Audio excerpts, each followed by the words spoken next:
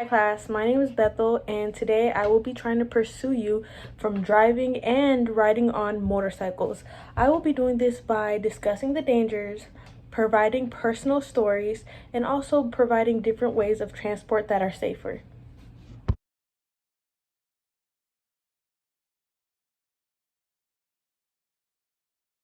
Be asking yourself, what is that even a picture of? Well, that's a picture of my dad's leg when he was in a very fatal motorcycle accident which almost took his life 20 years ago, and that is basically a picture of a metal rod holding his leg together, which was nearly severed. That being said, this really hits close to home to me because I almost lost my dad 20 years ago, and I've seen the catastrophe that this can cause to families and to the person that is in the accident. And this is why one of the main reasons I would have to say that you shouldn't be riding or even driving a motorcycle.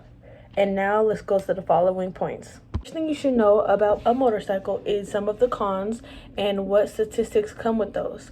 First being they are more susceptible to weather, therefore you have to be very careful when it comes to slippery terrain and things of those natures. Second of all, lack of good judgment and specific awareness about spatial between cars and your motorcycle or between other motorcycles could become very detrimental to your well-being, because since the weight of a car is obviously more than the weight of a motorcycle, even if it hits you just a little bit, it could be detrimental to your life, as we'll learn about later in my dad's story.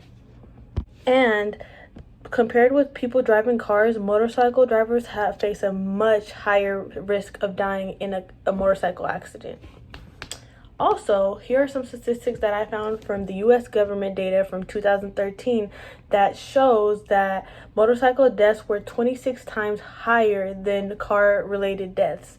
Therefore, it shows that you are putting yourself at a greater risk with being on a motorcycle or even just driving a motorcycle.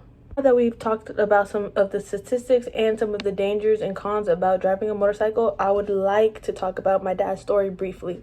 Well, my dad was younger, obviously 20 years ago, and he was in a very fatal motorcycle when a car collided with him, and he was in a coma for 4 months, and his leg was severely broke in 4 different spots. He broke a rib, and he twisted his ankle, and then he also broke his arm. This was very detrimental to my family because my mom didn't know if he was going to make it or not, and I was only 1 year old, so she didn't know if I was going to grow up with a father. And I'm so thankful that my dad's here today, but that is one of the stories. The second story that I actually experienced myself was in 2017.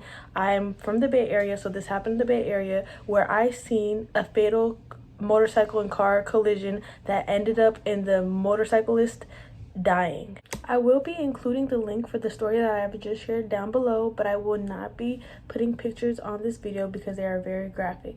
But with that being said, the last reason why you shouldn't get on a motorcycle is because there's other great ways of transportation, such as driving a car, and if you don't drive, you could always carpool. And if that's not an option, there's always public transportation, which is very cheap and effective and gets almost everywhere.